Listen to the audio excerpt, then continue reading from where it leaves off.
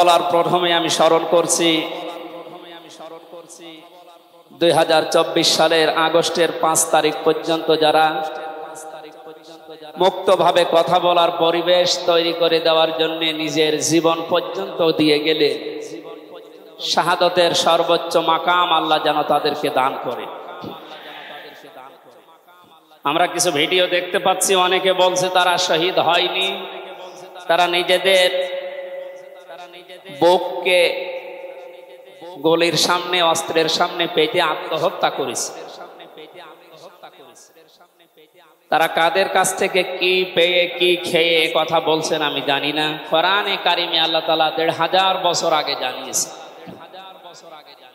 শহীদ এর শব্দটা আমাদের এই বাংলাদেশ, ভারত, পাকিস্তানে যেভাবে ব্যবহার হয়, এটা এত সস্তা বিষয়, অনেক দামি বিষয়। শহীদদের ব্যাপারে কথা যেন মানুষ উল্টা পাল্টা না বলে, এই জন্য মানুষের মুখের উপরে আল্লাহ নোটিশ জারি করে দিয়েছে। আল্লাহ পাক বলেন, ওয়ালা তাকুলু লিমান ইউকতালু ফি সাবিলিল্লাহি আমওয়াত বাল আহইয়াউন ইনদা বাল আহইয়াউ ওয়ালাকিন লা তাশউরুন। সূরা বাকারার 154 নম্বর আয়াতে আমি যতগুলো তাফসীর পড়েছি, সব মুফাসসির আয়াতের ব্যাপারে একই বক্তব্য দিয়েছেন। আল্লাহ পাক তামাম দুনিয়ার সব মানুষের মুখের উপরে নোটিশ দিয়েছেন, ওয়ালা তাকুলু, কেউ এ কথা বলবা না যে মানুষগুলো আমি আল্লাহর জন্য জীবন দিয়েছে, এরা মারা গেছে, কথা কখনো বলবা না। কারণ তারা জীবিত এবং তারা, তোমরা এই বিষয়টা বোঝো না, উপলব্ধি করতে পারো না। মুখের পরে মানুষ যেহেতু অন্তর দিয়ে ধারণা করতে পারে, এই জন্য আল্লাহ হৃদয়ের উপরে, অন্তরের উপরেও নোটিশ দিয়েছেন, ওয়ালা তাহসাবান্নাল্লাযীনা কুতিলু ফি সাবিলিল্লাহি আমওয়াতা বাল আহইয়াউন ইনদা রাব্বিহিম ইরযাকুন। সূরা আলে ইমরানের 169 নম্বর আয়াতে আল্লাহ জানিয়েছেন, মুখ দিয়ে তো বলাই যাবে না যে শহীদরা মারা গেছে, এমনকি অন্তরে ধারণাও আনবে না যে শহীদরা মারা গেছে, বরং তারা জীবিত এবং আমি আল্লাহর কাছে তারা রিজিক প্রাপ্ত হচ্ছে। বলেন আল্লাহু আকবার। এই আয়াতটা যে 100% বাস্তব। আমি কিছুদিন আগে গিয়েছিলাম গাইবান্ধা, বাংলাদেশ ইসলামী ছাত্র শিবিরের সদস্য ছিলেন ভাইটা। আগস্টের 5 তারিখের আগে তিনি জীবন দিয়েছেন জালিমের বুলেটের সামনে। শহীদ সাব্বির হোসাইন, 1 মাস পরে তার কবর ভেঙে গিয়েছিল এই বৃষ্টির পানিতে। তাজা রক্ত কবর থেকে বের হতে দেখা গিয়েছে। একটা মানুষ যদি খাবার না খাবে তাহলে রক্ত পেল কোথায়? এই জন্য এগুলো যারা ছড়াচ্ছেন, আমরা আশা করব এই বিষয়গুলো আর সামনে নিয়ে আসবেন না। আমরা কোরআনে কারিমের আয়াতের উপরে 100% বিশ্বাস করি এবং এ কথা বলি, জালেমের জুলুমের সামনে যারা নিজের জীবন পর্যন্ত দিয়ে গেলেন আগস্টের 5 তারিখের আগ পর্যন্ত, প্রত্যেকেই শহীদ যাদের ঈমান আছে, এবং আল্লাহ তাদেরকে যেন শাহাদতের সর্বোচ্চ মাকাম দান করেন। বলেন আমিন। কোথায় ছিলাম আমরা আর কোথায় আছি এখনো বাস্তবতা টের পান না। কিছুদিন আগে বাংলাদেশ জামাত ইসলামের কেন্দ্রীয় আমির জামাত ডক্টর শফিকুর রহমান কুষ্টিয়াতে গিয়েছিলেন। প্রায় 5000 মানুষকে নিয়ে তিনি একটা অনুষ্ঠান করলেন। যারা 16 জন শহীদ হয়েছিল কুষ্টিয়ায়, বাংলাদেশ জামাত ইসলামের পক্ষ থেকে 2 লক্ষ করে টাকা তাদের পরিবারের হাতে তিনি তুলে দিলেন। প্রায় 2.5-3 ঘন্টায় অনুষ্ঠানগুলো আমরা দেখলাম। বলেন তো, আগস্টের 5 তারিখের আগে 5000 না, এরকম মানুষ যদি 5 জন এক জায়গায় হইতো 14টা মামলা হয়ে যেত। কোথায় ছিলাম আমরা আর কোথায় এখন পৌঁছিয়েছি, এরপরও যদি এটাকে কেউ নিয়ামত মনে না করে। গতকালকের একটা জরিপ আমি পেয়েছি, বাংলাদেশে 100 জনের 14 জন এখনো পর্যন্ত, আপা আপনি ঘাবড়াবেন না, আমরা নরম হয়ে যাই, এ দলে আছে। 100 জনের কতজন? 100 জনের 28 জন এখনো পর্যন্ত থালা নেওয়ার জন্য খুব তাড়াতাড়ি করছে। আমি নাম নাই নিলাম। আনন্দের বিষয়, 100 জনের 58 জন মানুষ এখন চাচ্ছে এদেশে আল্লাহর বিধান দিয়ে জমিনটা চলুক।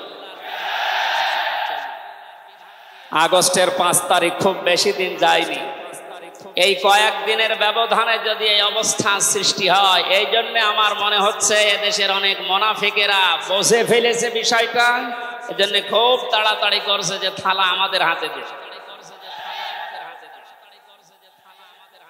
আমার দাদা একটা গল্প বলতে, এক লোক বিবাহ করার পরে বাসর রাতে বউকে রেখে একটু বাইরে গেছে। দাদি শাশুড়ি এসে বলছে, আমার কিন্তু পতি চাই, তুমি কি করবা আমি জানি না। নতুন বউ ডাক দিয়ে বলছে, দাদি শাশুড়ি আমার একটু সময় দেন, আপনার পতি হবে, অসুবিধা। শাশুড়ি এসে বলছে, বৌমা আমার কিন্তু নাতি চাই। ঠিক আছে, আমার সময় দেবেন। দেবর আর ননদ এসে বলছে, ভাবি আপনি কি করবেন আমরা জানি না, আমাদের কিন্তু ভাতিজা চাই। কিছুক্ষণ পরে স্বামী এসে বলছে, বউ তুমি কি করবা আমরা জানি না, আমার বেবি চাই। বউ মাথা উঁচু করে বলছে, তোমরা কি সব পাগলের বংশ? আমার এখনো কিছুই হয়নি, এরপরে 10 মাস 10 দিন সময় লাগবে, তারপরে কারো বেবি চাই। সম্মানজনক এবং যুক্তিপূর্ণ সময় তাদেরকে দিতে চায়, যেন দিনের ভোট আর রাতে না হয়। কথা বলেন না কেন? সুতরাং সম্মানজনক সময় নিয়ে তারা ঠিক ব্যবস্থা করবে। যারা খুব তাড়াতাড়ি করছেন যে 10 মাস 10 দিন সময় দেবেন না, এমনিতেই বেবি অনেকে ফ্ল্যাক্সি লোড করে নিয়ে আসবে বাড়ি থেকে। সুতরাং আমরা চাচ্ছি, সংস্কার যখন আরম্ভ হয়েছে দেশে, 1628টা চেয়ার আছে এই দেশের, মেন চেয়ার এই চেয়ার না, যিনি পালিয়েছে তার চেয়ার থেকে শুরু করে এদেশের ওসি সাহেবের চেয়ার পর্যন্ত আপনি গণনা করবেন, 1628টা চেয়ার হয়। আমরা চাই খুব তাড়াতাড়ি যারা দায়িত্বে আছেন এই 1628টা চেয়ার যেন খুব তাড়াতাড়ি পরিবর্তন করা হয়, কারণ এগুলো সব ওই জালেমদের দোষ। এগুলো পাল্টিয়ে বৈষম্যের শিকার হয়ে 15.5 বছর যারা ওএসডি হয়েছিলেন, যারা নিজেদের চেয়ার পর্যন্ত পৌঁছাতে পারে না, আমরা চাই তাদেরকে এই সমস্ত জায়গাগুলোতে দেওয়া হোক। জালেমদেরকে আল্লাহ হেদায়েত দেয় না, তার বাস্তব প্রমাণ কালকের একটা কল রেকর্ড। একজনের জন্মদিন নাকি গোপালগঞ্জে পালন করতে দেয়নি এক ওসি সাহেব, এই জন্য বাইরের দেশ থেকে তাকে হুমকি দিচ্ছে যে তার নাম লিস্ট করে রাখো, আমি যদি কোনোদিন আসি তার খবর করো। আমি কথাটা শোনার পরে মিলালাম, আল্লাহু লা ইয়াহদিল কওমাজ জালিমিন। আল্লাহ যে ইহদি দিয়েছেন মোজারে, বর্তমান ভবিষ্যৎ, প্রেজেন্ট ফিউচার, আল্লাহ তাআলা জানিয়েছেন যে আমি জালেমদেরকে হেদায়েত দিচ্ছি না, দেবও না। কালকের কল রেকর্ড শোনার পরে আমার মনে হচ্ছে ওনার কপালে হেদায়েত নেই এবং আল্লাহ দেবেও। নয়তো এত কিছু হওয়ার পরেও এই লোকটা হুমকি দিতে পারে, আপনার বিশ্বাস হয়? হেদায়েত চাই না, কারণ আমরা হেদায়েত চাইলেও আল্লাহ দেবেন না। জালেমদের হেদায়েত দেবেন না, আল্লাহ নিজে জানিয়েছেন। কারণ জালেমদের বিরুদ্ধে মামলা দায়ের করবে আল্লাহ নিজে। এটা আমি বানালাম। সূরা শূরা 25 নম্বর পারা 6 নম্বর পৃষ্ঠার 13 নম্বর লাইনের 42 নম্বর আয়াতে আছে, ইন্নামাস সাবিলু আলাল্লাযিনা ইয়াজলিমুনান নাস ইলা আখির আয়াত। আল্লাহ পাক বলেন, অবশ্যই আমি আল্লাহ নিজে মামলা দায়ের করব, কেস করব, অভিযোগ দাখিল করব তাদের বিরুদ্ধে যারা মানুষ হয়ে মানুষের বিরুদ্ধে জুলুম করে। আল্লাহ ইয়াজলিমুনাল মুসলিমুনা দেননি যে মুসলমানদের উপরে যারা জুলুম করে, ইয়াজলিমুনা নাস দিয়েছেন। যারা মানুষের উপরে জুলুম করে, অত্যাচার করে, এরা আমির হামজার মামলার আসামি না, এরা সরাসরি আল্লাহর মামলার আসামি।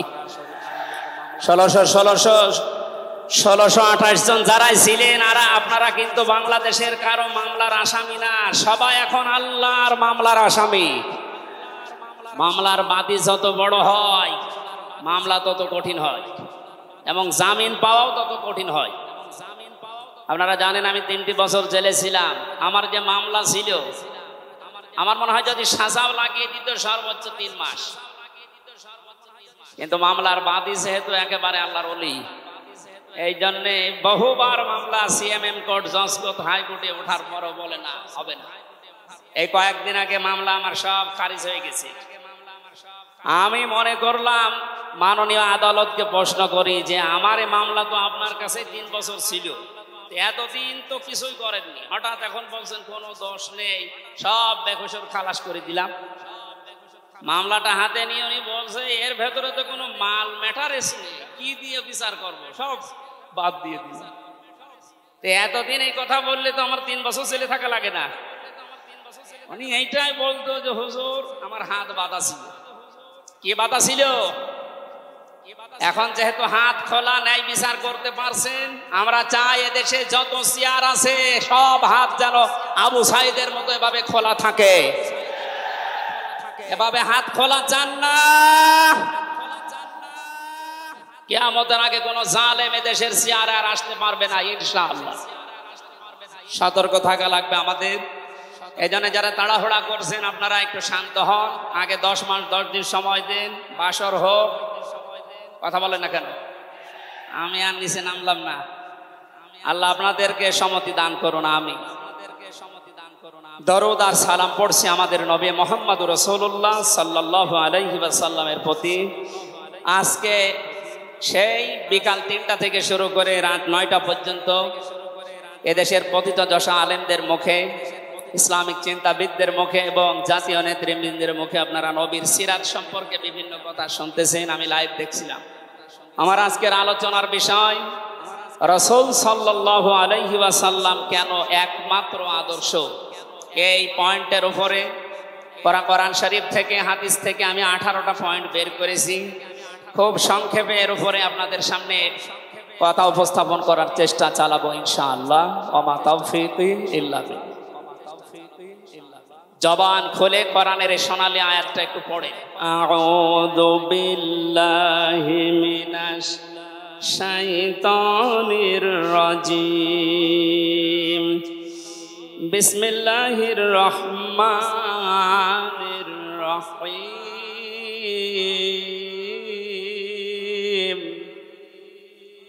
লাকাদ কানা লাকুম ফি রাসূলিল্লাহি উসওয়াতুন হাসানাহ।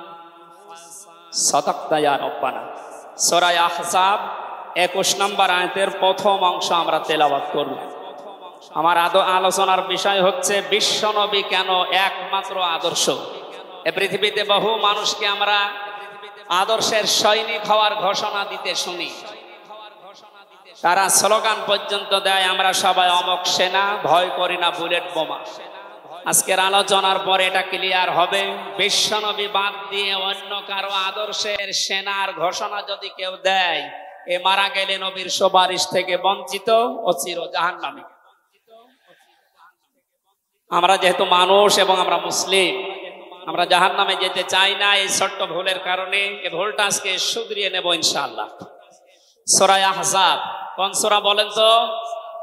এটা ক্লাস চলছে, ছাত্রের মতো জবাব দেবে। আহজাব শব্দের শাব্দিক অর্থ দল সমূহ। এর এক বচনে হচ্ছে হিজবুন। হিজবুন মানে দল। পৃথিবীতে দল আছে 2টা। প্রশ্ন আসতে পারে বাংলাদেশে প্রায় 73টার উপরে দল, আর দল 2টা মানে? হ্যাঁ, দল একটা হচ্ছে আল্লাহর দল, একটা হচ্ছে শয়তানের দল। আমরা সামনে বিস্তারিত এই 2টা দলের উপরে কথা বলবো ইনশাআল্লাহ। দল করা লাগবে এই ঘোষণা আমির হামজা না আল্লাহর? এই শব্দটা শুনলে অনেকে মানধাত আমলের দিকে নিয়ে যায়। আপনি আলেম মানুষ, হুজুর মানুষ, ইমাম সাহেব মানুষ, আপনি দল দাঁড়িয়ে এগুলো করবেন কেন? কোরআনে কারিমের যদি কেউ একটা আয়াত অবিশ্বাস করে আর ঈমান থাকার কথা, আল্লাহ পাক বলেন ওয়ালতাকুম মিনকুম উম্মাতুন, তোমাদের ভেতরে অবশ্যই একটা দল থাকতেই হবে। দল এই শব্দটা কোরআনে আছে না নেই? দল এই বাংলায় নেই, কিন্তু উম্মাতুন এই শব্দ তো আছে। আমি সেই দিন গাইবান্ধায় ওই দিন আলোচনা করার পরে একজন মুসলিম হয়েছিল, জিজ্ঞাসা করলাম। পরবর্তীতে ওই দিন আলোচনার বিষয় ছিল ভোট। উনি শিক্ষিত মানুষ, আমারে জিজ্ঞাসা করছে আপনি ভোট এই শব্দ নিয়ে আসলেন, কোরআনে হাদিসে এই শব্দ আছে? এটা তো আরবি। হ্যাঁ আছে। আমানাত শব্দটা কোরআনে আছে। তাফসিরে মারিফুল কোরআন আল্লামা শফি রহমতুল্লাহ আলাইহি আমানতের প্রায় 19টা অর্থ দিয়েছেন। তার ভেতরে অন্যতম অর্থ হচ্ছে ভোট দেওয়া, রায় দেওয়া, সমর্থন দেওয়া। সুতরাং কেউ যদি ভোট এটাকে দুনিয়ার কোন বিষয় মনে করে এড়িয়ে যায়, সে কিন্তু মরণের পরে ধরা খাবে। কথা বলেন, আমরা আখেরাতে আদালতে ধরা খেতে চাই, আমরা বাঁচতে চাই। সুতরাং দল মাস্ট বি, করাই লাগবে। যে দলের কর্মসূচি দুইটা, তারা ভালো কাজে আদেশ করবে, অন্যায় কাজে বাধা দেবে। আল্লাহর ভাষা এরাই হচ্ছে সফল কাম দল। এদেশে যত দল আছে এই দুইটি কর্মসূচি কারা পালন করে আপনি অবশ্যই দেখতে পাচ্ছেন। আপনার বিবেকের কাছে প্রশ্ন করে আপনি সামনে আগাবেন ইনশাআল্লাহ। তাহলে নবীজি আমাদের জন্য একমাত্র আদর্শ কেন? এর 1 নম্বরে আমি পেয়েছি তার জীবনটা আমাদের কাছে পরিষ্কার। এই কারণে পৃথিবীতে আমরা যত নেতা নেত্রীকে মেনে চলতে দেখি, যে কোনো রাজনৈতিক দলের নেতা নেত্রী আপনি হন, ওই রাজনৈতিক দলে যাকে মানেন তার চরিত্র জীবন আপনার কাছে কিন্তু পরিষ্কার না। কথা বলে না কেন? আমি নাম ধরে বলছি, আওয়ামী লীগ যারা করতেন, এখন আওয়ামী লীগ দেশে আছে কিনা আমি জানি না, আছে বললাম ওই যে 14%, ওরাও এখনো পর্যন্ত তওবা করে ফিরে আসার চেষ্টায় আছে। আল্লাহ যেন তাদেরকে তাওফিক দেন। আর যদি হেদায়েত না থাকে দোয়া করেও তো হবে না, আল্লাহ যেন তাদেরকে মায়ের কাছে পাঠিয়ে দেন। একটু আসতে বলেন ভাই, এটা জোরে বলার দরকার নেই। জীবনী পরিষ্কার হওয়ার কথা বলছিলাম। যারা করতেন আওয়ামী লীগ, বলেন তো আপনার বিবেকের কাছে, শেখ হাসিনা জীবনে কোনোদিন একটা মিথ্যা কথা বলেনি, এ গ্যারান্টি আপনি দিতে পারবেন? না না, এই কথা বলা ভুল হয়ে গেল। ওনার সারা জীবনে কোনো সত্য কথা আছে কিনা আমার সন্দেহ। আমার এই 33 বছর বয়সে তো আমি কোনো সত্য কথা ওনার কাছ থেকে শুনলাম। কথা বললেই মিথ্যা কথা বল, ওইটা নাই বাদ দিলাম। আর আমি আর একজনের ধরি, বিএনপি যারা করেন, খালেদা জিয়া জীবনে একটা মিথ্যা কথা বলেনি, এ কথা আপনি গ্যারান্টি দিতে পারবেন? জামাত ইসলাম যারা করে তারা এ কথার গ্যারান্টি দিতে পারবেন যে মরহুম শহীদ মতিউর রহমান নিজামী জীবনে মিথ্যা কথা বলেনি? বলেন না। চরমনাই পীরের মুরিদ যারা, তারা কি গ্যারান্টি দিতে পারে সৈয়দ রেজাউল করিম জীবনেও মিথ্যা কথা বলেনি? একজনের ব্যাপারে গ্যারান্টি আছে, আল্লাহ নিজে গ্যারান্টি দিয়েছে, তার 63 বছরে একটা মিথ্যা কথা নেই।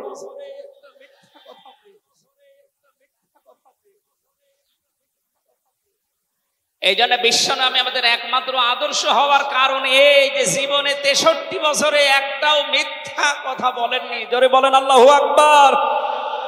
এটা যে কত বড় বিষয় আপনি চিন্তা করলে আপনি চিন্তার রেখা শেষ করতে পারবেন না। আমাদের দিনের ভেতরে 24 ঘন্টায় কত মিথ্যা আসে, আর তারপর 63 বছরের জীবনে একটা মিথ্যা কথা তিনি বলেননি।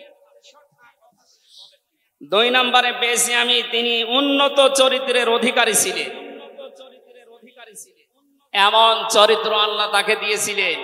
আমি 3 জন নবীর নাম পেয়েছি, আল্লাহর নামের সাথে তাদের নাম আল্লাহ মিলিয়ে দিয়েছেন। হযরত ইসমাঈল আলাইহিস সালামকে আল্লাহ ডাক দিয়েছিলেন গোলামিন হালিম, আমার সহনশীল বান্দা। হযরত ইসহাক নবীকে আল্লাহ বলেছিলেন গোলামিন আলিম, আমার জ্ঞানী বান্দা। আর মুহাম্মদ রাসূলুল্লাহকে আল্লাহ ডাক দিয়েছেন ওয়া ইন ইন্নাকা লাআলা খুলুকিন আযীম। জোরে বলেন আল্লাহু আকবার। বৃষ্টি হচ্ছে না বাইরে? এখানে ওঠাউঠি করেন কেন? বসেন বসেন।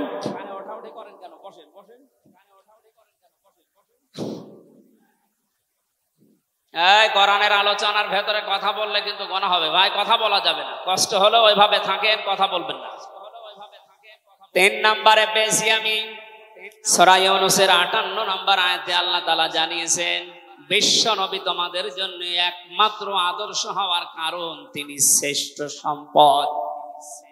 قل بفضل الله وبرحمته فبذلك فليفرحوا هو خير مما يجمعون।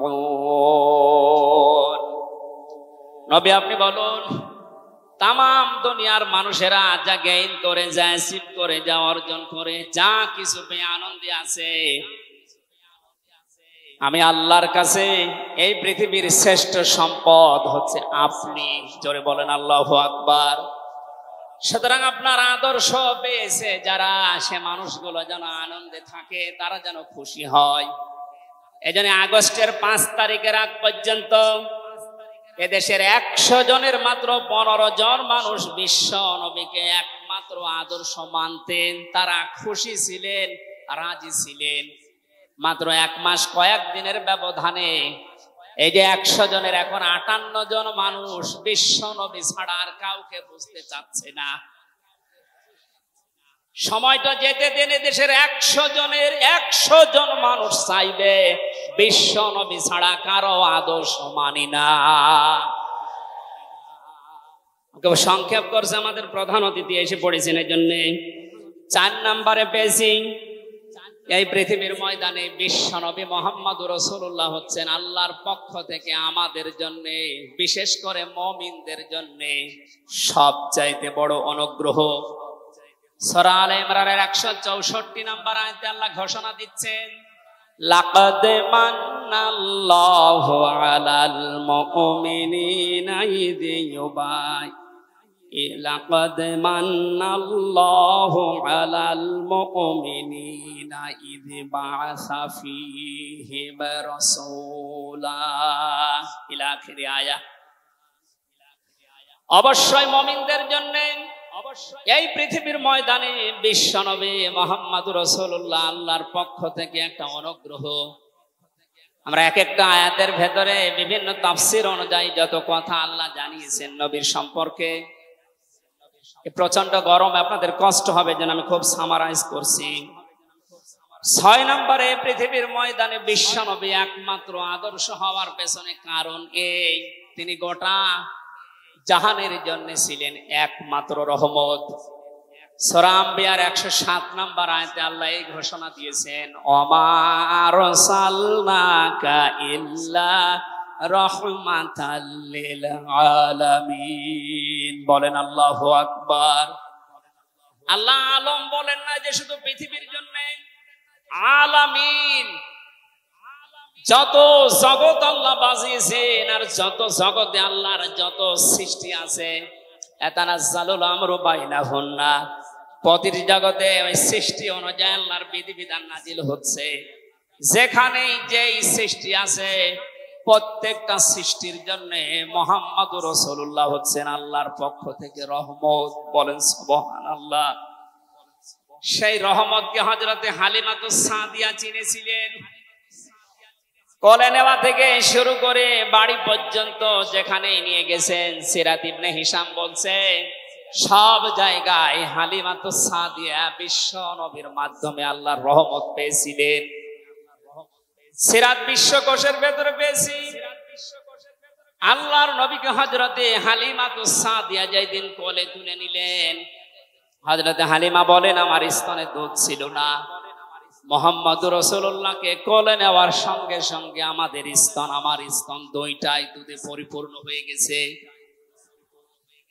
আমি ডান স্তন তাকে দিলাম, তিনি পান করলেন। বাম স্তন তাকে দিয়েছি, সঙ্গে সঙ্গে তিনি মুখ বের করে নিলেন। হযরতে হালিমা বলেন, আমি একবার, দুইবার, তিনবার মুহাম্মদ রাসূলুল্লাহর মুখে আমার স্তন দিয়েছিলাম। তিনবারই মুহাম্মদ সাল্লাল্লাহু আলাইহি সাল্লাম স্তন থেকে মুখ বের করে নিয়েছেন। চোখের ইশারা দিয়ে যেন আমাকে বসাতে চাই। মা হালিমা, জোর করেন কেন? ডান স্তন এটা আমার অধিকার ছিল, আমি পান করেছি। বাম স্তন এটা আমার অধিকার না। আমি জানি আপনার একটা সন্তান আছে, তার নাম আব্দুল্লাহ, এটা আমার দোদ ভাই আব্দুল্লাহর অধিকার। ও মা হালিমা, সুতরাং ওনাকে যেখানেই নেওয়া হয় সেখানে যদি রহমত আসে। আমাদের এই মাথা থেকে পা পর্যন্ত, রান্নাঘর থেকে আন্তর্জাতিক জীবন পর্যন্ত, আজকের এই সিরাত অনুষ্ঠানে যদি সিদ্ধান্ত নিয়ে যেতে পারি সব জায়গায় তাকে ছাড়া কাউকে মানবো না, অবশ্যই আল্লাহ পাকে 56,000 বর্গ মাইল রহমত বরকত দিয়ে ভরে দেবেন। কথা বলেন ঠিক কিনা? আল্লাহ যেন এটা দেন আমাদের মাধ্যমে, বলেন আমিন। 6 নাম্বারটা, 7 নাম্বারটা খুব গুরুত্বপূর্ণ। এইটার ব্যাখ্যা করার জন্য আমি 8-10 মিনিট সময় নিলাম, একটু খেয়াল করবেন। বিশ্বনবী আমাদের একমাত্র আদর্শ, এই কারণে 7 নাম্বার পয়েন্টে আমি কোরআন থেকে নিয়েছি। গণা মাপের গ্যারান্টি শুধু তার আদর্শ অনুসরণের মাধ্যমে। পৃথিবীতে বহু মানুষ আছে, বহু বিশ্ব নেতার দাবি অনেকে করছে, অনেকে বিশ্ব মানবতার দাবি করছে, অথচ বিশ্ব নেতা হওয়ার জন্য যে 7টা কোয়ালিটি লাগে আমরা অধিকাংশ মানুষের ভেতরে পাই না, আন্দাজে শুধু ঢোল বাজাই। পৃথিবীতে বিশ্ব নেতার দাবি করতে পারেন নবীরা, রাসূলরা। কথা বলেন ঠিক কিনা? এই পৃথিবীতে বিশ্ব নেতৃত্ব দেওয়ার দাবি করতে পারে নবী রাসূলরা। এই কথার সাথে একমত আছেন? আমরা একজন নবীর নাম বলছি, হযরত ঈসা রূহুল্লাহ। তিনি জন্মের পরে তার জাতির লোকেরা তাকে অবৈধ, হারামজাদা, এরকম উল্টা পাল্টা নাম দিয়ে ডাকতো। হযরতে মরিয়ম আলাইহিস সালামের কাছে যখন জিজ্ঞাসা করেছে জাতির লোকেরা, বিয়ে হয়নি, সন্তান পেলে কোথায়? খুব খেয়াল করে শুনবেন। হযরতে মরিয়ম ইশারা দিয়েছিলেন দোলনার দিকে। ফাশারাত ইলাইহি ক্বালু কাইফা নুকাল্লিমু মান কানা ফিল মাহদি সাবিয়্যা। তিনি ইশারা দিয়ে বললেন, এই যে দোলনায় যে ছেলেটা আছে ওকে জিজ্ঞাসা করো ওর জন্মের পরিচয় বলতে পারবে। ওরা বলছে ছোট্ট বাচ্চা, কথা বলবে কি করে? সঙ্গে সঙ্গে দোলনা থেকে হযরতে ঈসা তার এই জাতির লোকের এই কথার উত্তর দিয়েছেন, জবাব দিয়েছেন, ক্বালা ইন্নী আবদুল্লাহ আতানিয়াল কিতাবা ওয়া জাআলানি নাবিয়্যা ওয়া জাআলানি মুবারাকান আইনামা কুনতু ওয়া আওসানি বিস-সালাতি ওয়াজ-যাকাতি মা দুমতু হাইয়্যা। বলেন আল্লাহু আকবার। দোলনা থেকে হযরত ঈসা বললেন, আমি অবৈধ সন্তান না, আমি জারজ না, আমি আল্লাহর বান্দা। আল্লাহ পাক আমাকে জামানায় নবী করে পাঠিয়েছেন এবং আমাকে সামনে কিতাব দেবেন। আমাকে তিনি ওসিয়ত করেছেন, আদেশ দিয়েছেন আমি যেন সালাত আদায় করি, যাকাত আদায় করি যতদিন আমি জীবিত আছি। আমার মা আর বাবার সাথে, মায়ের সাথে যেন আমি ভালো ব্যবহার করি। এখানে কয়েকটা পয়েন্টের দিকে তাকান। হযরতে ঈসা তিনি নিজের পরিচয় দিতে গিয়ে প্রথমে বললেন, আমি আব্দুল্লাহ, আল্লাহর বান্দা। আল্লাহ আমাকে জামানার নবী করে পাঠিয়েছেন এবং কিতাব সামনে আমাকে দেবেন। আজ পৃথিবীর ময়দানে যারা বিশ্ব নেতা হওয়ার কথা জানায়, যাদেরকে দাবি করা হয়, দেখেন তো এ মানুষগুলোর বাবা এক ধর্মের, মা আর এক ধর্মের। জন্ম আপনার আগে বৈধ হওয়া লাগবে, এরপরে বিশ্ব নেতা। যে 7টা পয়েন্ট আছে আয়াতের তাফসিরে, অত জোরে বলার দরকার নেই, আপনি বুঝলেই হবে। বিশ্ব নেতা হওয়ার জন্য প্রথম কোয়ালিটি থাকবে, আপনার জন্ম হওয়া লাগবে বৈধ। এ পৃথিবীর প্রত্যেকটা নবীর জন্ম ছিল বৈধ, কোন নবী অবৈধ না। কথা বলেন। এখন অনেককে এমন দাবি করে আকাশে তোলা হচ্ছে যার মা এক ধর্মের, বাবা এক ধর্মের। আমি বাকি 6টা নাই বললাম। ঢাকাবাসী এবার আসেন তো সূরা আলে ইমরানের 131 নম্বর আয়াতের এই ব্যাখ্যাটা বলার জন্য আমি এই আশপাশে যাচ্ছিলাম। বিশ্ব নবীকে অনুসরণ করলে জীবনের গুনাহ মাপের গ্যারান্টি দিয়েছেন কে? এতদিন আয়াত যেভাবে শুনেছেন ওইভাবে না, যেহেতু এখন ডিজিটাল যুগ, ডিজিটাল কায়দায় শোনা লাগবে। কুল ইন কুনতুম তুহিব্বুনাল্লাহা ফাত্তাবিউনি ইউহিব্বুকুমুল্লাহ ওয়া ইয়াগফির লাকুম যুনুবাকুম আল্লাহু গফুরুর রহিম। এটা তাফসিরে ফি জিলালিল কোরআনে সাইয়্যিদ কুতুব বিস্তারিত দিয়েছেন। আমি শুধু ইঙ্গিত দিচ্ছি, একটু তাকান। আল্লাহ পাক বলেন, নবী আপনি বলুন, যদি আল্লাহকে ভালোবাসি এ দাবি তোমাদের থাকে, এ দাবি আমাদের আছে না নেই? আল্লাহকে আমরা ভালোবাসি এ দাবি আছে না নেই? আল্লাহ বলেন এ দাবি যারা করে তাদেরকে আপনি বলেন যে ফাত্তাবিউনি, তারা যেন আপনার অনুসরণ করে। আল্লাহ পাক বলেন তারা যদি আপনার অনুসরণ করে ইউহিব্বুকুমুল্লাহ, আমি আল্লাহ নিজেই তাদেরকে ভালোবাসা আরম্ভ করব। আমি যদি কাউকে ভালোবাসি তার জীবনের অপরাধগুলো মাফ করে দেই। আমি গফুর, আমি রহিম। এ পর্যন্ত বাংলা অর্থ ছিল। এবার আসেন ব্যাখ্যায়। এদিকে আসেন আপনারা, এদিকে আসেন। ফাত্তাবিউনি, আমার অনুসরণ করো, আমাকে দেখে দেখে চলো। এখন এই অনুসরণ করা লাগবে কি নবীজির জীবনের আংশিক না পূর্ণাঙ্গ? আরো জোরে বলেন, আংশিক না পূর্ণাঙ্গ? আব্দুল্লাহ ইবনে উবাইয়ের দিকে তাকান। এই লোকটা অনুসরণ করেছিল কিন্তু আংশিক। এজন্য মুনাফিকের সর্দার হয়ে মারা গেছে। কথা বলেন ঠিক কিনা? তার নামাজ ছিল রাসূলের মতো, রোজা ছিল রাসূলের মতো, নবীজির পেছনে হজ করেছে, নবীজির সাথে, বিশ্ব নবীর সাথে ইফতারি করেছে, কিন্তু বিশ্ব নবী এই পৃথিবীর নেতা এটা সে মানত না। আজ বাংলা সহ বিশ্বে বহু মুসলমান এই থিওরিতে আছে, তারা নামাজ রাসূলের মতো পড়ে, রোজা রাসূলের মতো রাখে, কিন্তু সমাজ নবীজি, রাষ্ট্র নবীজি 10 বছর কোরআন দিয়ে চালিয়েছিলেন, এইটা মানতে তারা রাজি না। এ মানুষগুলোর অনুসরণ হচ্ছে আংশিক না পূর্ণাঙ্গ? সুতরাং আংশিক অনুসরণ করলে আল্লাহ কি আপনাকে ভালোবাসা আরম্ভ করবে? না। ইউহিব এটা মোজারে, বর্তমান, ভবিষ্যৎ, প্রেজেন্ট, ফিউচার। যখন আপনি পূর্ণাঙ্গ অনুসরণ করার জন্য দাড়ি থেকে, মাথা থেকে শুরু করে পা পর্যন্ত, রান্নাঘর থেকে শুরু করে আন্তর্জাতিক জীবন পর্যন্ত সব জায়গায় বিশ্ব নবীকে অনুসরণের সিদ্ধান্ত নিয়ে নেমে পড়বেন, আল্লাহ তখন ভালোবাসা আরম্ভ করবে। আয়াত অনুযায়ী এদেশে এখনো যারা পূর্ণাঙ্গ অনুসরণ আরম্ভ করেননি, নিজের দিকে তাকিয়ে ভাবেন তো।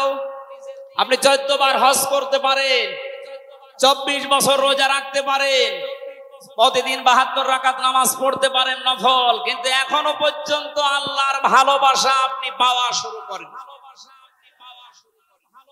এ কথা বুঝে এসেছে? সুতরাং আমাদের অনুসরণ হবে কি আংশিক না পূর্ণাঙ্গ? আরো জোরে বলেন। নবীজির মতো নামাজ পড়া যেমন, বিশ্ব নবীর মতো রাষ্ট্র চালাতেও হবে ওই রকম।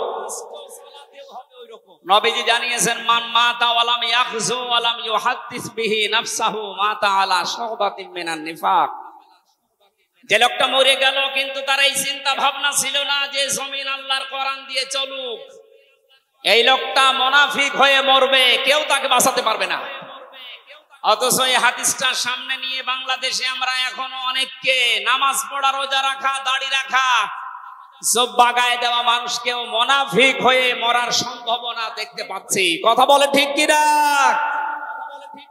সুতরাং আমরা চাই নবীজি যেভাবে নামাজ পড়েছিলেন, বিশ্বনবী যেভাবে রাষ্ট্র চালিয়েছিলেন ওইভাবে আমাদের এই দেশটাও 10 বছর চলুক।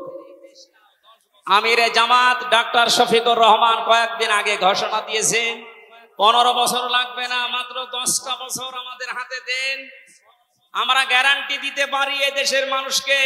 9টা পয়েন্ট ওখানে উনি দিয়েছেন, সবগুলোর বাস্তবায়ন করে এই 16 কোটি মানুষকে উনি দেখাবেন। এটাকে আজ অনেকে রাজনীতি মনে করে উল্টাপাল্টা দিকে নিয়ে যাচ্ছে। আমার বিশ্ববিদ্যালয়ে থাকাকালীন এক দুষ্টু বন্ধু ছিল,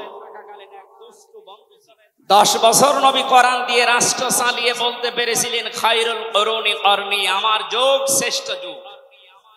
আমাদের দেশটা 53 বছর স্বাধীন হয়েছে, 1 বছরও কোরআন দিয়ে চলেছে। এই জন্য তো কোনো জিনিস নিরাপদ না। আমার ছোট দাদা উনি বলছিলেন যে হজে যাওয়ার পরে দেখি একটা ঘড়ি পড়ে আছে, মোবাইল ঘড়ি।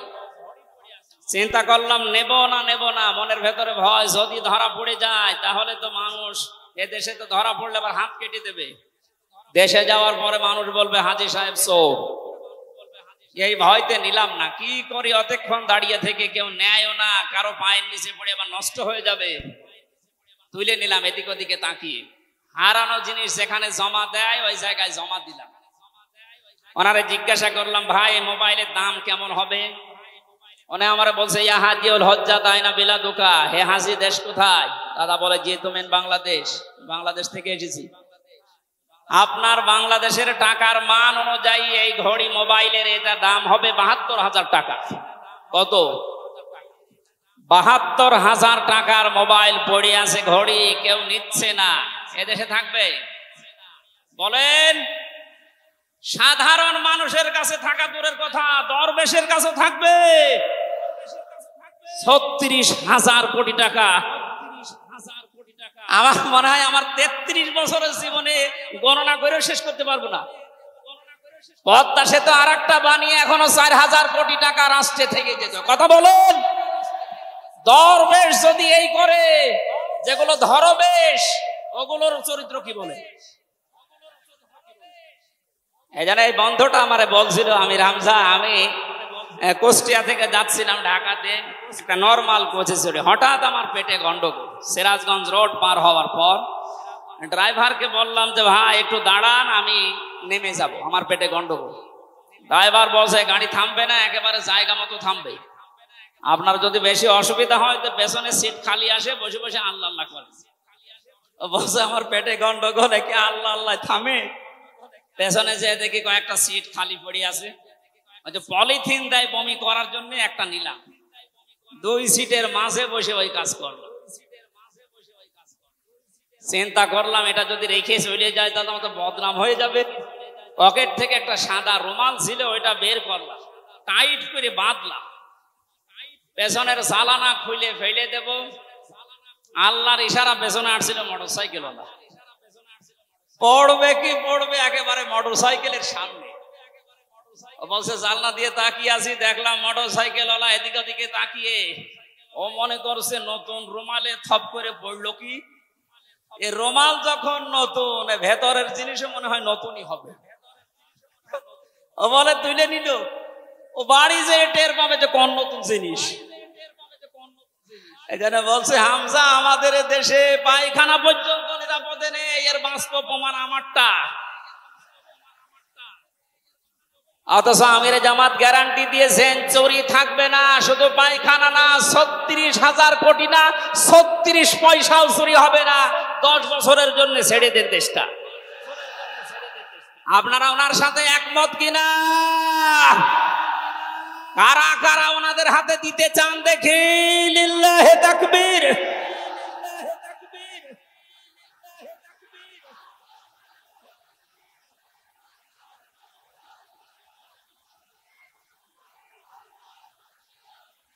আলহামদুলিল্লাহ ভাই, এটা রেকর্ড হচ্ছে। এটা শুধু এই সামিয়ানার নিচে নেই, 18 কোটি মানুষ শুনতেছে। যারা এই ময়দানের থেকে হাত তোলা দেখে তারাও হাত তুলেছে। আমরা চাই এই হাত যেন আল্লাহর জন্য আপনারা তোলেন, মানুষকে দেখানোর জন্য না। সুতরাং আমরা যদি বিশ্ব নবী মোহাম্মদ রাসূলুল্লাহর অনুসরণ আংশিক করি, আল্লাহর ভালোবাসা পাওয়া এখনো আমরা আরম্ভ করিনি। এই হিসাবে দেশের অনেক পীর, অনেক ইমাম, অনেক খতিব, অনেক আলেম, অনেক জনতা এখনো আল্লাহর ভালোবাসা পাওয়া আরম্ভ করেনি। গুনাহ মাফ, জান্নাত তো দূরের কথা। কারণ আল্লাহর ভালোবাসা যে পাওয়া আরম্ভ করবে, তার জীবনের গুনাহগুলো আল্লাহ মাফ করবে, তাকে জান্নাতে দেবে। সুতরাং রাসূলুল্লাহ আমাদের একমাত্র আদর্শ হওয়ার কারণে তাকে অনুসরণ করলে এ গ্যারান্টি পাওয়া যায় যে জীবনের গুনাহ আল্লাহ মাফ করে দেন। জোরে বলেন সুবহানাল্লাহ। 9 নম্বরে পেয়েছি, বিশ্ব নবীর সাথে কেউ যদি বিয়াদবি করে তাহলে সে ধ্বংস হয়ে যাবে। আপনি তাকান, তার আপন চাচা আবু লাহাব, এরা যদি সিরাতুন নবী মাহফিল, আমাদের ঢাকাতে এগুলো হয়তো নেই, এগুলো চট্টগ্রাম আর সিলেট বিভাগে বেশি পাওয়া যায়। রবিউল আউয়াল মাস আজকে শেষ, এ মাস আসলে অনেককে দেখি নবীর জন্ম নিয়ে, নবীর মিলাদ নিয়ে আনন্দে আত্মহারা হয়ে যায়। পরিষ্কার ভাষায় বলছি, বাংলার মানুষেরা নবীর মহাব্বত, নবীর ভালোবাসা মাস্ট বি লাগবে।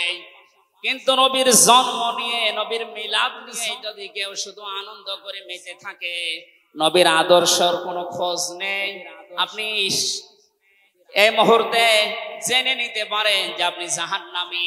তার প্রমাণ নবীজির আপন চাচা আবু লাহাব আর আবু তালেব। এই দুইজন চাচা নবীর আদর্শ পেয়ে খুশি ছিল না, তারা নবীর জন্ম পেয়ে খুশি ছিল। নবীর মিলাদে, নবীর জন্মে তারা এত খুশি হয়েছিল, আবু লাহাব নিজের কাজের মেয়েকে পর্যন্ত আজাদ করে দিয়েছিল। আবু তালিব নিজের সন্তান হযরতে আলীকেও কাছে রাখতো না। আল্লাহর নবীর জন্মে লোকটা এত বেশি খুশি হয়েছিল, যতদিন পর্যন্ত তার আন্ডারে ছিল নবীজি, ততদিন নিজের ছেলে বাদ দিয়ে বিশ্ব নবীকে কাছে রেখে ঘুমাতো। অথচ তাদের পুরা দুইজনের জীবন আমি পড়ে দেখেছি। দুইজন চাচা, বিশ্বনবী মোহাম্মদ রাসূলুল্লাহর দুইজন চাচা শুধু নবীর জন্ম মিলাদ নিয়ে আনন্দ ছিল, আদর্শ পেয়ে তারা আনন্দ করে নাই, মেনে নেয় নাই, জন্য দুইজনেই জাহান্নামী। বলেন নাউজুবিল্লাহ। সিস্টেম অপর পৃষ্ঠায় দেখুন, আরো দুইজন চাচার নাম আমরা জানি, হযরতে হামজা, হযরতে আব্বাস রাদিয়াল্লাহু তাআলা আনহুমা। এই দুইজন চাচা শুধু নবীর জন্মে মিলাদে খুশি ছিলেন না, তারা নবীর আদর্শ পেয়ে খুশি হয়েছিলেন। এই জন্য দুইজনেই জান্নাতি। বলেন সুবহানাল্লাহ। হযরতে হামজা, হযরতে আব্বাস যে জান্নাতে গেছে কোনো সন্দেহ আছে? আল্লাহ কোরআনের আয়াত নাযিল করেছেন তাদের নামে, রাদিয়াল্লাহু আনহুম ওয়া রাদু আন। আল্লাহ পাক বলেন আমি তাদের উপরে রাজি হয়ে গেছি যেমন তারা আমার উপরে রাজি। সুতরাং হযরতে আব্বাস, হযরতে হামজা দুইজনেই নবীর আদর্শ মানার কারণে জান্নাতি। আমরা এদের মতো হতে চাই। বলেন আমিন। এখানে একটা কথা আছে, হযরতে হামজা আব্বাস রাদিয়াল্লাহু তাআলা আনহু, তিনি কিন্তু অনেক আগে মুসলমান হয়েছিলেন, গোপনে প্রকাশ করেননি। এই মাসলাটা বলছি এই কারণে, 152 জন সমন্বয়কের ভেতরে 108 জন বাংলাদেশ ইসলামী ছাত্র শিবিরের নেতা এবং পরীক্ষিত কর্মী। তারা আজ অনেক জালেম এবং অনেক মুনাফিক পর্যন্ত, এমন অনেক আলেম নামে জালেম পর্যন্ত এই বিষদগার করছে।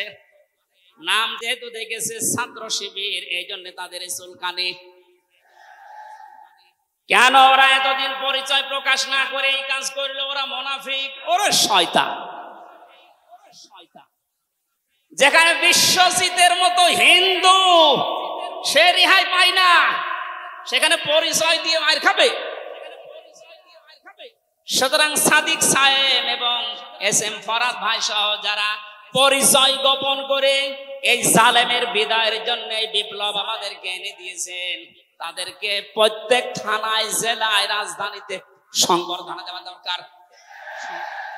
তারা এটা এমনিতেই করে নাই, তারা হযরতে আব্বাসের জীবন থেকে করেছে। অথচ হযরত আব্বাস রাসূলের বিরুদ্ধে বদরের ময়দানে বিরুদ্ধে যুদ্ধ করার জন্য আবু জাহেলের পক্ষ নিয়ে গিয়েছিল, অথচ তিনি ওই সময় মুসলমান। তার মানে নিজের পরিচয় গোপন করে বাস্তবতার নিরিখে স্থান কাল পাত্র ভেদে একটা কৌশল, এটা একটা হেকমা। ও জীবনে কোরআনই পড়ে নাই, হাদিস পড়ে নাই, ও ফতোয়া দিচ্ছে যে এ হচ্ছে মুনাফিক। এই জন্য ওনারা যা করেছে, আমি এখানে 9টা পয়েন্ট এনেছিলাম।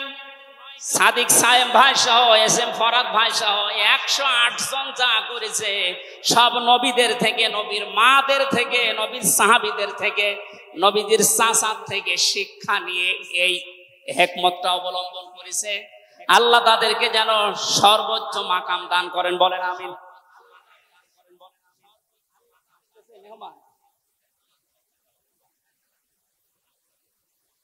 বেয়াদবি করলে যে মানুষের জীবন ধ্বংস হয়ে যায় রাসূলের সাথে, তার প্রমাণ পেয়েছি নবীর চাচা আবু লাহাবের জীবন থেকে।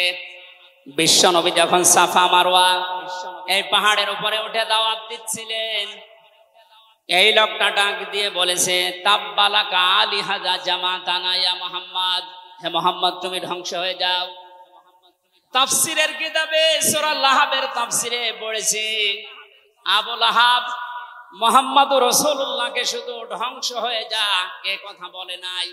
সামনে একটা পাথর ছিল, পাথরটা হাতে নিয়ে নবীজির দিকে ভাবে নিক্ষেপ করেছিল।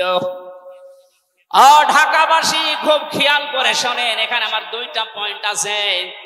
আবু লাহাব 1500 বছর আগে মুহাম্মদুর রাসূলুল্লাহর দিকে যে পাথর নিক্ষেপ করেছিল, তাফসীরে ফি জিলালিল কোরআন মুফাসসির লিখেছেন সাইয়্যিদ কুতুব, যে নবীজির সামনে পাথরটা পড়েছিল, নবীজির শরীরে লাগে নাই।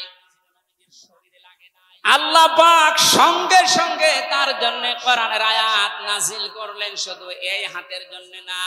তাব্বাত ইয়াদা আবি লাহাবি ওয়া তাব, ইয়াদানে ছিল শব্দটা, ইয়াদাদি বচন আল্লাহ দিয়েছেন, অথচ আবু লাহাব পাথর নিক্ষেপ করেছিল কয় হাত দিয়ে? আরো জোরে আরেকবার বলেন। আল্লাহ যে তার 2 হাতই ধ্বংস করে দিলেন। জবাব দিয়েছেন মুফাসসির এইভাবে, আবু লাহাব যদিও এভাবে পাথর নিক্ষেপ করেছিল 1 হাত দিয়ে, কিন্তু তার বাম হাত একটু নড়াচড়া করে সাপোর্ট দিয়েছিল। আপনি যদি এখান থেকে একটা কোনো কিছু নিক্ষেপ করেন এভাবে, এই হাত দিয়ে শুধু কাজ হবে না, এই হাত নড়াচড়া করে সাপোর্ট দেবে। আল্লাহ এইটাও সহ্য করেন নাই। নবীজির বিরুদ্ধে যারা অবস্থান নিয়েছে, যে যতটুকু তার সাথে যারা সাহায্যে ছিল, সহযোগিতা ছিল, আল্লাহ তাদেরকেও ধ্বংস করে দিয়েছেন। এই 15.5 বছরে আল্লাহর নবীর আদর্শকে, তার শিক্ষাকে, শিক্ষা ব্যবস্থা থেকে ডাইরেক্ট ডান হাতের মতো, অনেকে বাম হাতের মতো পেছন দরজা দিয়ে নাড়াচাড়া করে উল্টিয়ে ফেলেছিলেন। এই কথা বলেন না কেন? হযরতে আবু বকর আর নবীজির সেই সারে গারে সুরের সেই ঘটনাটা আমাদের শিক্ষা ব্যবস্থা এখন আর নেই। এগুলো তুলে ওখানে বাবার জীবনী বসিয়েছেন। সুতরাং নবীজিকে যারা আঘাত দিয়ে শিক্ষা ব্যবস্থা থেকে 96% মুসলমানের এই দেশে নবীর আদর্শ বাদ দিয়ে অন্য কাউকে যারা বসাতে চেয়েছিলেন, যারা ডাইরেক্ট এগুলো করেছিলেন, যেগুলো মন্ত্রণালয়ের দায়িত্ব ছিল, বাম হাত দিয়ে যারা পেছন দরজা দিয়ে নাড়াচাড়া দিয়েছেন, উপদেষ্টা মণ্ডলের ভেতরে 2 জন আছে, তারা সমকামিতা প্রমোট করছেন, আমরা শুনতে পাচ্ছি। পাঠ্যপুস্তকে যে পরিবর্ধন আনার চেষ্টায় আছেন, 96% মুসলমান কিন্তু ঘুমিয়ে যায়নি, এরা এখনো জেগে আছে। আমিরে জামাত কুষ্টিয়ায় সেদিন ঘোষণা দিয়েছে, দেশের মুসলমানের এখন আর 5 তারিখের আগের মতো ঘুমিয়ে নেই, সব সজাগ আছি আমরা। আরো জোরে বলেন। সুতরাং যারা ডান হাত দিয়ে চেষ্টা করছেন আল্লাহ বিরোধী, রাসূল বিরোধী, মানবতা বিরোধী এই কাজগুলোকে প্রমোট করার জন্য, বাস্তবায়নের জন্য, আর পেছনের দরজা দিয়ে যারা বিভিন্ন নাম নিয়ে আবু লাহাবের বাম হাতের মতো নাড়াচাড়া দিচ্ছেন, আল্লাহ পাক যদি ধরে আবু লাহাবের মতো ডান হাত বাম হাত সব কিন্তু ধ্বংস করে ছাড়বে। এই জন্য আমরা সাবধান বাণী উচ্চারণ করছি। এগুলোই যারা আছেন, আমি নাম নিলাম না, ছাত্র জনতা যেভাবে আপনাদেরকে উপদেষ্টা বানিয়েছে, আপনি 152 জনের 108 জনের দেখতে পারছেন না। এই মানুষগুলো কি চাই? 108 জন না, আমি 152 জনের সাথে যোগাযোগ রেখে দেখেছি। সবাই চায় এদেশে আল্লাহর বিধান চালু। এই রবিউল আউয়াল মাসে রাসূলের চরিত্র যেভাবে শুনি ওটা যেন বাস্তবে দেখতে পাই, সেটা চালু হোক। 53 বছর তো দেখলেন, বাবা চালিয়েছিল, দুর্ভিক্ষে মরেছে অনেকে, আমি দেখি না, আমার তো 33 বছর, এই মুরব্বীরা দেখেছি। স্বামী চালিয়েছিল অনেকের চাচা চালিয়েছে 9 বছর, ভাবি চালিয়েছে, এমনকি বউ চালিয়েছে, এটা তো দেখলাম। এখন শুধুমাত্র কোরআন দিয়ে চললে, নবীর আদর্শ দিয়ে চললে দেশটা কেমন দেখা যায় এটা দেখতে বাকি আছে। এটা আপনারা দেখতে চান না? সামনে আমার জীবনের সবচাইতে বড় শখ, আকাঙ্ক্ষা, তামান্না এইটা, চর্ম চোখে যেন আল্লাহ আমাকে দেখায় যে 56,000 বর্গ মাইল তার কালাম দিয়ে চলছে।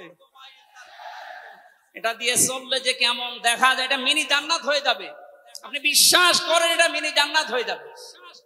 অনেকের এখনো পর্যন্ত শ্বশুর ভয় দেখাচ্ছে। আমির জামাত সেদিন বলেনি যে শ্বশুর ভয় দেখাচ্ছে মেয়েদেরকে যে তোমাদের ঘর বন্দি করে রাখবে।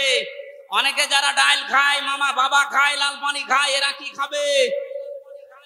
দেশটা যদি কোরআন দিয়ে চলে, নবীর আদর্শ দিয়ে চলে, পুরা দেশটা হয়ে যাবে মসজিদের মতো। মসজিদে প্রবেশ করলে যত বড় বিড়ি খোর হোক, যত বড় ডাল খোর হোক, যত বড় বাবা খোর হোক, আর লাল পানি যেই খায়, ওই পরিবেশে গেলে কেউ কি চাইবে যে একটু লাল পানি খাই? কারণ পরিবেশটাই রহমত দিয়ে ভরপুর। কথা বলেন ঠিক কিনা? এজন্য মসজিদে প্রবেশ করতে হলে আল্লাহর রহমত আমরা কামনা করি। আল্লাহুম্মা আফতাহলি আবওয়াবা রহমাতিক, পুরা জায়গাটাই রহমত দিয়ে ভরপুর। আল্লাহর কোরআনের বিধান সেখানে চলে, এজন্য পুরা জায়গাটা রহমত দিয়ে ভরপুর করা। এই দেশটায় যদি আল্লাহর বিধান চালু হয়, রাসূলের আদর্শ চালু করতে পারি আমরা, পুরা দেশটা হয়ে যাবে মসজিদের মতো। তখন আর লাল পানি খেতে, বিড়ি খেতে আপনার মনে চাইবে না। আপনি জান্নাতি হয়ে মারা যেতে পারবেন, এই গ্যারান্টি আমরা দিতে পারি। সুতরাং আমরা রাসূলের সাথে কোনো বিয়াদবি যেন না করি। আমার মনে হয় মেহমান এসে গেছে আমাদের মাঝখানে।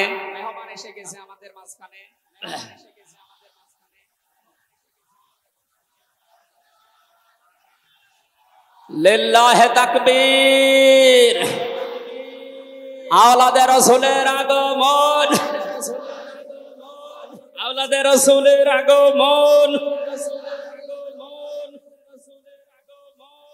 আমাদের মাহফিলের প্রধান অতিথি আওলাদে রাসূল আল্লামা আনোয়ার হোসাইন তাহের আল জাবেরি আল মাদানী মাদ্দাজিল্লাহুল আলী আমাদের মাঝে এসে গেছেন। আমরা যে প্রচন্ড গরমে আপনারা কষ্ট পাচ্ছেন, এবং উনি যেহেতু এসে গেছে, এখন আর কথা বলা মনে হয় ঠিক হবে না। আমি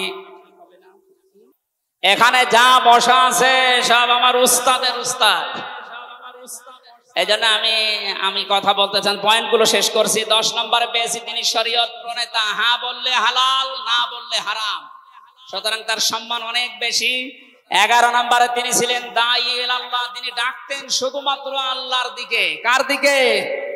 আমি একটা পয়েন্ট এখানে বলি, খুব খেয়াল করে শুনবেন। সূরা হামিম সেজদার 33 নম্বর আয়াতটা এতদিন যেভাবে শুনেছেন ওইভাবে না, একটু ভালো করে খেয়াল করে শুনেন। আল্লাহ পাক বলেন, ওমান আহসানু কাওলাম মিম্মান দাআ ইলাল্লাহি ওয়া আমিলা সালিহান ওয়া ক্বালা ইন্নানি মিনাল মুসলিমিন। ওই লোকটার কথার চাইতে আর উত্তম কথা কে বলে দুনিয়ায়? যে লোকটা আল্লাহর দিকে মানুষকে ডাকে, নিজে ভালো ভালো কাজের আঞ্জাম দেয়, আর নিজে পরিচয় ওপেন করে যে আমি একজন মুসলমান। আমি কি বাংলার মুসলমানেরা? আপনি আয়াতের দিকে 3টা বিষয় খেয়াল করেন।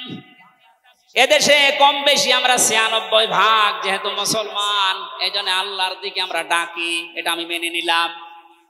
2 নম্বরে ভালো ভালো কাজের আঞ্জাম আমরা নিজের জায়গা থেকে হলেও কম বেশি দিতে পারছি বা দেই। 3 নম্বরে যেটা ওয়াকালা ইন্নানি মিনাল মুসলিমিন, আমি মুসলমান, এই ঘোষণা দেওয়ার মতো পরিবেশ এই দেশে এখনো আসে নাই। কথা বলেন, এখন এমন জায়গা অনেক আছে যেখানে আমি মুসলমান এ কথা বলা এখনো সম্ভব না। সুতরাং আয়াতের 3 নাম্বার, এটা যদি বাস্তব এই চর্মচোখে দেখতে চান যে আমি মুসলমান, এই পরিচয় দিয়ে আমি এই পৃথিবীতে টিকে থাকতে চাই, তাহলে এই দেশটা কোরআনের হাতে দেওয়া লাগবে, মাস্ট বি। কথা বলেন ঠিক কিনা? সুতরাং আমাদের এখন থেকে ডাক হবে কোন পীরের দিকে না, কোন বাবার দিকে না, আমাদের একমাত্র ডাক হবে আল্লাহর দিকে। জোরে বলেন আমিন। 12 নম্বরে বেশি তিনি যুদ্ধবন্দীদের সাথে এমন ভালো আচরণ করতেন। ইয়ামামার একজনের নাম পড়লাম হাদিসের পাতায়, বিগ লিডার ছিলেন এই লোকটা, সামামা ইবনে ওয়াসাল রাদিয়াল্লাহু তাআলা আনহু। বদরের ময়দানে তিনি ধরা পড়লেন, সাহাবীরা তাকে বেঁধে রেখেছে মসজিদের ভেতরে খুঁটির সাথে। নবীজি এসে বললেন, সামামা কেমন লাগে তোমার, কি আচরণ আমার কাছে আশা করো? লোকটা বলে, মুহাম্মদ সাল্লাল্লাহু আলাইহি সাল্লাম, আপনি আমাকে মেরেও ফেলতে পারেন, ছেড়েও দিতে পারেন। নবীজি তাকে বললেন, সামামা এই দুনিয়ায় শেষ দুনিয়া না, আর একটা জগৎ আমাদের সামনে আসে। ইসলামের বিশাল কিছু তার সামনে তুলে ধরলেন। বাড়িতে যাওয়ার পরে নিজের হাতে রান্না করে খাবার পাঠালেন তার জন্য। দ্বিতীয় দিন আবার তাকে দাওয়াত দিলেন ইসলামের। বিশ্ব নবী নিজে উটের দুধ এক সাহাবীকে দিয়ে দহন করিয়ে গরম করে পাঠালেন।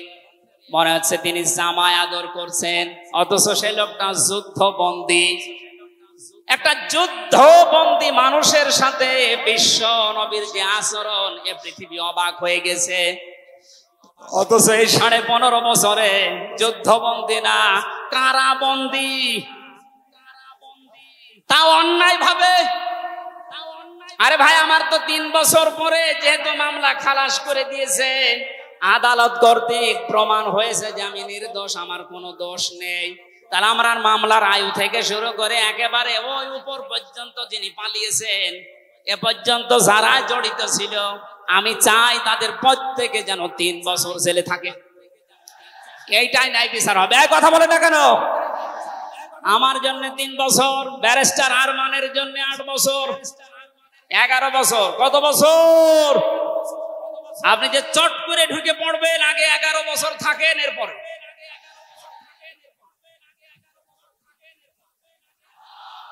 সুতরাং বাস্তবতা এইটাই। শত্রুদের সাথে তিনি যুদ্ধবন্দীদের সাথে কি আচরণ করলেন, আর আমরা অন্যায় ভাবে কারাবন্দীদের সাথে। আমি তো অন্যেরটা জানি না, নিজেরটার সাথে বলছি। এই যে মুরব্বী মানুষ বসে আছে, মাওলানা রফিকুল ইসলাম খান, এই মুরব্বীর পায়ে বেড়ি দিয়ে, হাতে হ্যান্ডকাপ দিয়ে, মাথায় দড়ি দিয়ে মনে হচ্ছে গরু টেনে নিয়ে যাচ্ছে। আমার 11 ঘন্টা টাঙিয়ে রেখেছিল, অথচ নিজেরাই বলছিল যে আপনার কোনো দোষ নেই, আমরা জানি। দোষ নেই, আমরা ধরে রেখেছেন কেন, ছেড়ে দেন। বলে না, উপরের নির্দেশ। কোথায় পৌঁছিয়েছিল দেশটা? আর তারা এই রবিউল আউয়াল আসলে একদিন ছুটি দিত নবীর জন্মদিন পালন করার জন্য। নবীর আদর্শের কোন খোঁজ খবর তাদের কাছে নেই। এই সামামা ইবনে ওয়াসাল নবীজির আচরণ থেকে শেষ পর্যন্ত বাপদাদার ধর্ম ত্যাগ করে ইসলাম কবুল করেছিলেন। এই 15 বছর যদি এরকম কিছু দেখাতে পারতেন, লাখের উপরে মানুষ জেল খাটতেছে। আমার মনে হয় 100 জনের 70 জন মানুষ এই দেশে জেল খাটে, কিচ্ছু জানে না। বিশেষ করে 15.5 বছর এই মানুষগুলো আপনার দলে অন্তত না আসলে আপনার জন্য দোয়া করত। এরপরে আমি পেয়েছি বিশ্ব নবীকে একমাত্র আদর্শ হওয়ার কারণ তিনি শত্রুদের সাথে এমন আচরণ দেখিয়েছিলেন, পৃথিবীতে ইতিহাস হয়ে আছে। তায়েফে তিনি দোয়া করেছিলেন, আল্লাহুম্মা হাদি কওমি ফাইন্নাহুম লা ইয়ালামুন। 14 নম্বরে পেয়েছি তিনি নবী এবং রাসূলদের নেতা ছিলেন। 15 নম্বরে ছিল তার বক্ষ ছিল উন্মুক্ত। 16 নম্বরে পেয়েছি তিনি ছিলেন লাইট বা আলো। 17 নম্বরে তিনি ছিলেন স্নেহময়, মমতাময়। 18 নম্বরে তিনি ছিলেন কোমল হৃদয়ের অধিকারী। এক একটা শব্দের ভেতরে লক্ষ লক্ষ কথা আল্লাহ লুকিয়ে রেখেছে। রাসূলের জীবনে 1 ঘন্টা 1.5 ঘন্টায় না, কিয়ামত পর্যন্ত যদি কেউ আলোচনা করে, আমি 31টা বিষয় সাজিয়েছি এক একটা পাঠ অনুযায়ী। সুতরাং এরকম যদি শুরু হয় তো 31 দিন একাধারে লাগার কথা আমার এই ক্ষুদ্র জ্ঞানে। যারা আরো বড় বড় আলেম এখানে বসে আছে, কিয়ামত পর্যন্ত আলোচনা শুনবেন, করবেন। আমাদের নবী আজিম খুলুকিন আজিম, কোনদিন শেষ হবে না ইনশাআল্লাহ। সুতরাং নবীজি আমাদের একমাত্র আদর্শ, এটাই ফাইনাল। তাকে ছাড়া আমরা কাউকে মানি না। ওদের তো আহ্বান জানাচ্ছি তাকে আদর্শ গ্রহণ করার জন্য। আমিন। বারাকাল্লাহু লানা ওয়া লাকুম ফিল কোরআনিল আযীম। এখন আমাদের